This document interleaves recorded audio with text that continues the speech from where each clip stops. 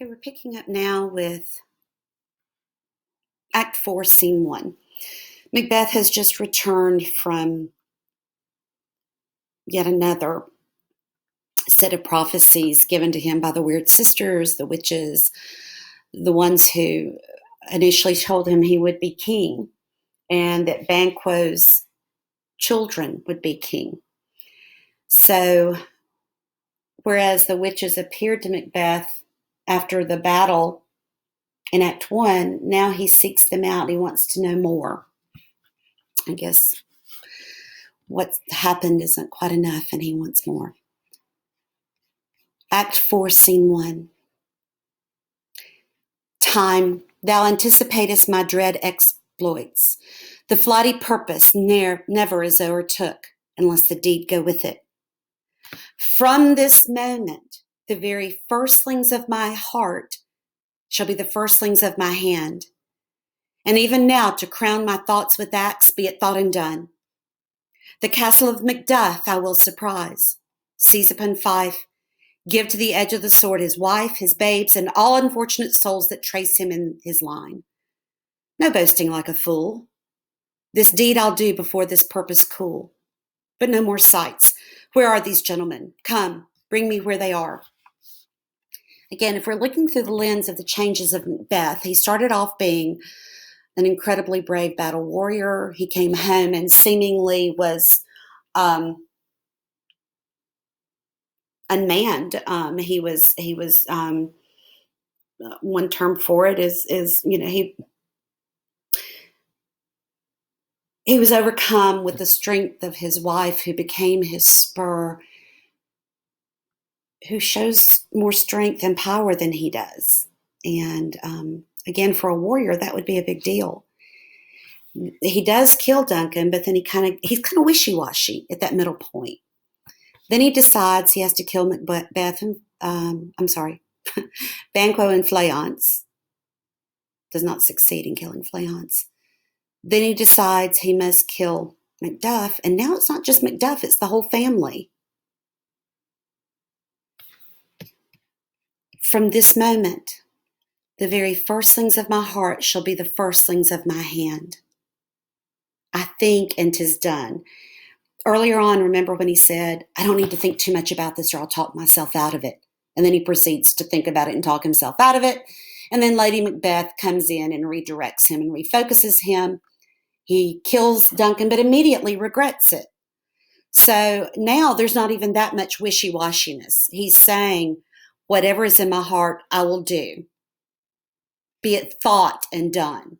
Not even the action is necessary. The moment I think and conceive of these murders in this case, it will be done. He's going to go to the castle of Macduff. Macduff is the Thane of Fife.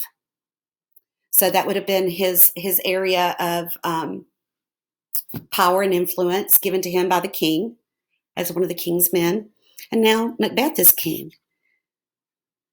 And Macbeth is planning to kill Macduff, take his land, but not just kill Macduff, kill his wife, his babes, and all unfortunate souls that trace him in his line. Again, his line is succession. His entire family will be wiped out. This is a man who had great conscience over killing his king, and now he's speaking of killing babies, women, not just warriors. He says, I'm not going to boast like a fool. I'll do it before I cool off, before I lose my steam, before I calm down. I just need to do it. I need to think about it and get it done. No more sights, no more thoughts, no more images. The story continues. In Macduff's castle in Fife, Lady Macduff comforts and is comforted by her young son, who displays a courage beyond his years when confronted with the possibility that his father has turned traitor. Macduff has gone to England to meet up with Malcolm, the rightful heir to the throne of Scotland. But he's just disappeared and his family doesn't really know what's happened. Plus, if you think about it, technically, Macduff would be a traitor to the king, Macbeth, and yet is he a traitor to his country? And going back to the anticipation guide, does there come a time when you do what's right, even if it's not traditional? Does Macduff owe Macbeth loyalty? Or does the fact that Macbeth assumed the throne through assassination of his king make him the enemy still, even though he's the king, the enemy of the country? It's very, very complicated. This was a complicated time of Anglo-Saxon warrior culture.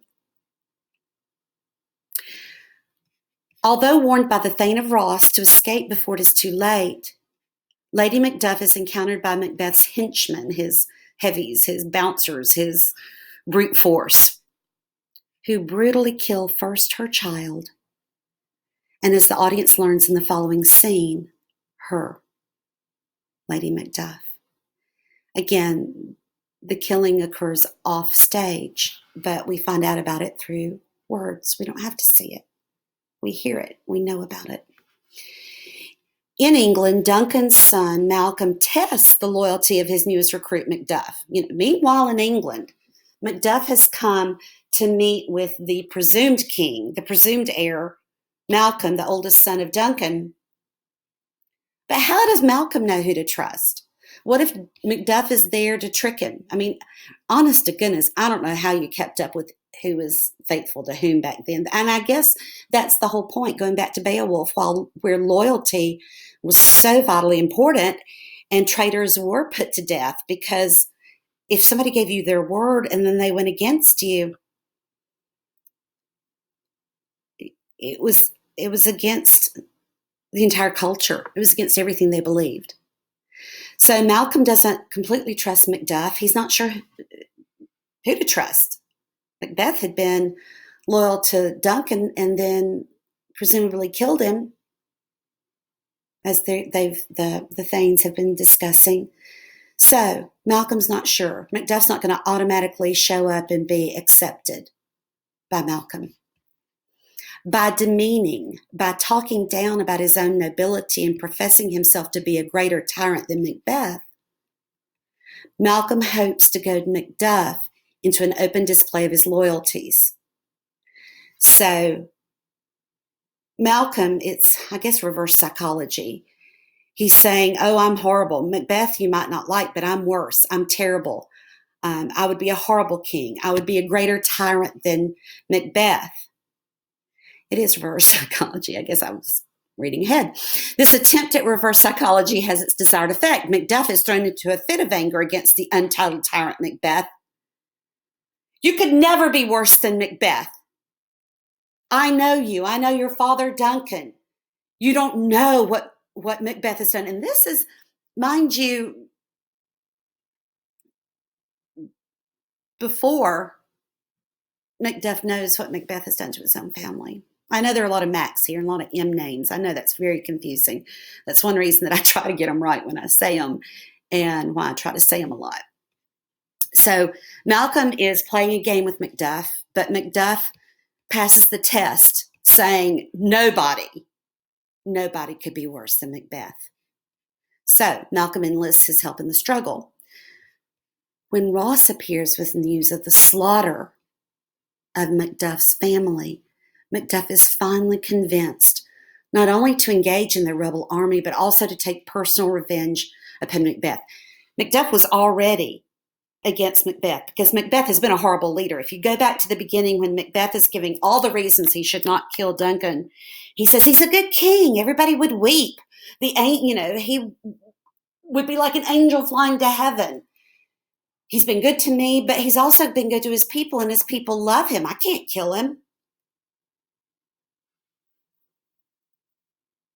Macbeth is not that kind of king, and Macduff considers Macbeth a tyrant already, worthy of overthrow.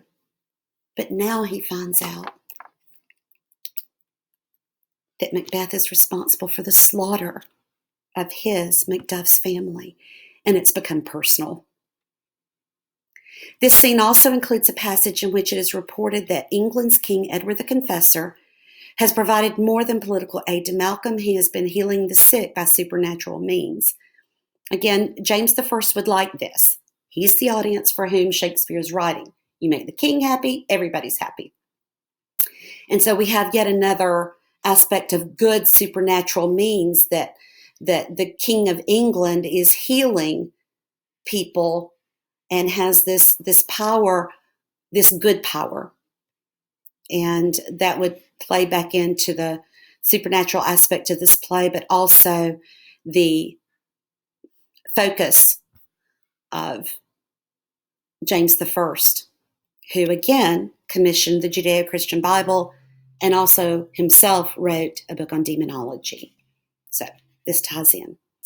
And I'm going to stop there, and we will resume in a moment with Act 5, Scene 1.